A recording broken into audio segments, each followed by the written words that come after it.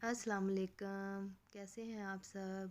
जहाँ रहें खुश रहें, आबाद रहें, हमेशा हंसते मुस्कुराते रहें। ये जी मेरे पौधे पे बड़े प्यारे फूल खिले थे, मैंने सोचा आपको दिखाऊं।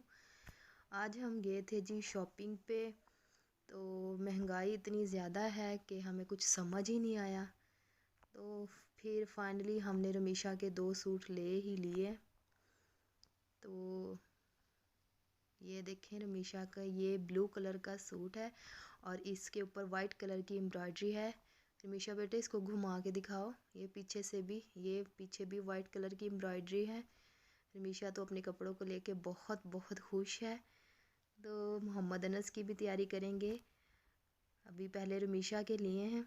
रमीशा बेटे दूसरा सूट भी दिखाओ। ये रमीशा का दूसरा सूट है, इसके ऊपर ब्लैक कलर की एम्ब्रॉयडरी है।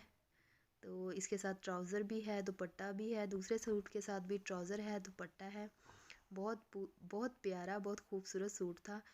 लेकिन महंगाई इतनी ज़्यादा थी कि हमें सोचने पे मजबूर कर दिया। बस हमने ये 2 सूट ही लिए, तो फिर हम वापस आ गए। अब फिर कभी जाएंगे तो इंशाल्लाह मोहम्मद अनस के लेंगे और अपनी तैयारी करेंगे। और मेरे चैनल को लाइक, शेयर और सब्सक्राइब लाजमी करें। और मुझे दें इजाज़त। अल्लाह हाफिज़।